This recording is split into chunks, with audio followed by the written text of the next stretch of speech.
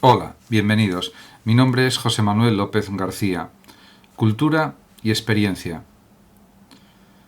Estos dos términos son muy relevantes en la sociedad actual, en la era digital en la que estamos viviendo, porque lo que es indudable es que está cambiando la cultura, las modas culturales, las costumbres culturales, las formas de desarrollar la creación cultural y también las formas de experiencia.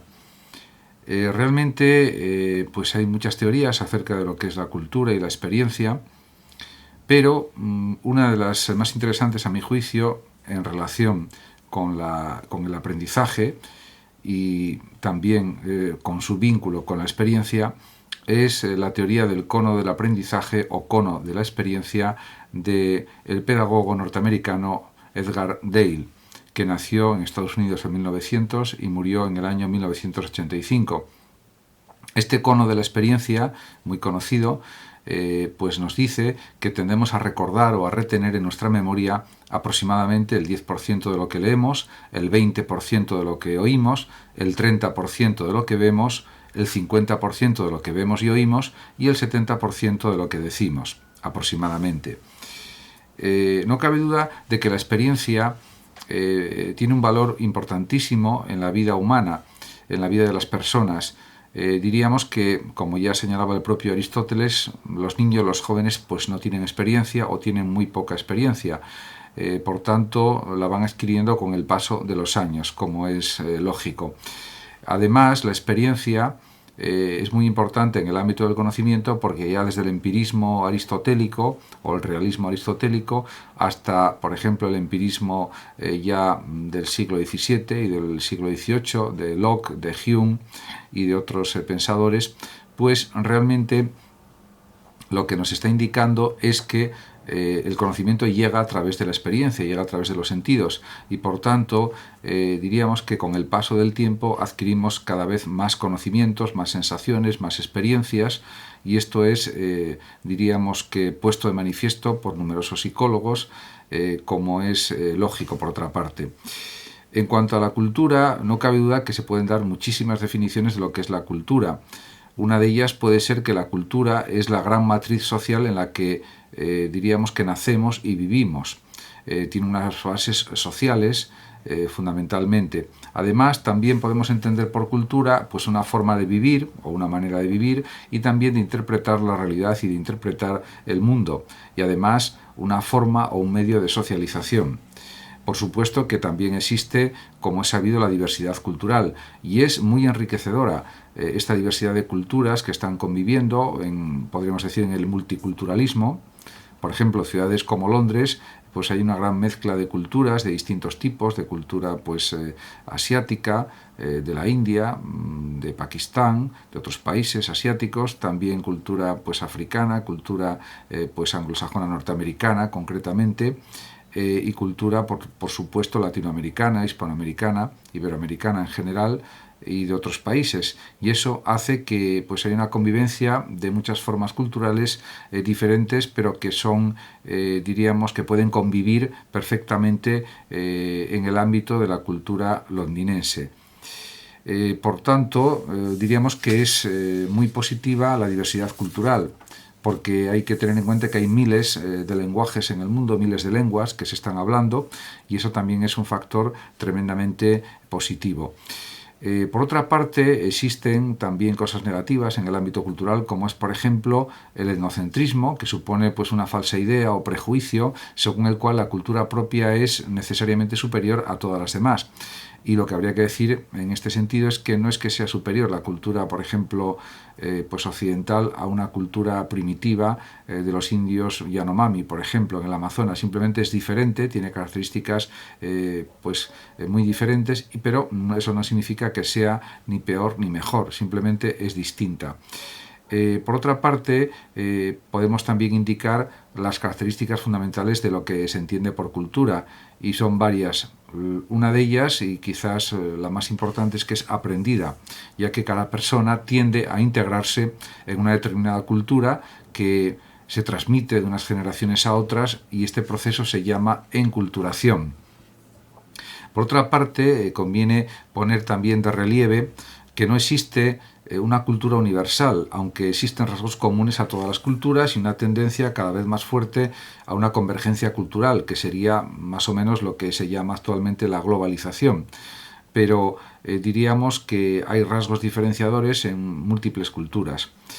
Otra de las características fundamentales de la cultura sería que es simbólica, que es una forma de unión y de comunicación, también que es, por supuesto, compartida, y también, como afirma, por ejemplo, el fallecido Zygmunt Bauman, este gran sociólogo, la función de la cultura no consiste tanto en la propia perpetuación como en asegurar las condiciones de nuevas experimentaciones y cambios. Efectivamente, la función creativa de la cultura o la creatividad cultural, yo me atrevería a decir que es realmente muy importante, porque es lo que hace avanzar la cultura.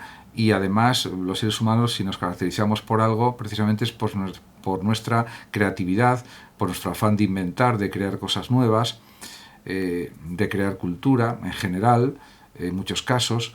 Y eso, aunque aparentemente pueda ser una actividad más bien minoritaria y no mayoritaria, realmente es uno de los factores esenciales de lo que se puede entender por cultura. Es verdad que hay muchos modos de entender la cultura, desde la alta cultura, por ejemplo, a la cultura popular, la cultura artesanal y otros muchos tipos de cultura, pero en cualquier caso lo que tienen en común es que se crean nuevas formas, nuevos contenidos, y eso es, yo creo que lo esencial en el ámbito cultural. Además, la cultura es evidente que no es estática, que está cambiando, transformándose continuamente, evoluciona, tanto por la propia dinámica interna de los elementos culturales, que están sometidos al tiempo, al desarrollo histórico, como por el contacto e intercambio con otras culturas que se influyen unas con otras, que se influyen recíprocamente. Además, también hay que considerar el valor de la interculturalidad, que supone que la relación entre culturas tiene que darse en condiciones claramente de igualdad y no de superioridad de unas culturas sobre otras, porque sería, diríamos, descender al nivel del etnocentrismo, de un etnocentrismo negativo que limita la expresión cultural o las expresiones culturales. Además, también es evidente que uno de los grandes problemas de la cultura actual, que está más bien globalizada, es la uniformización de las formas de percibir y de pensar.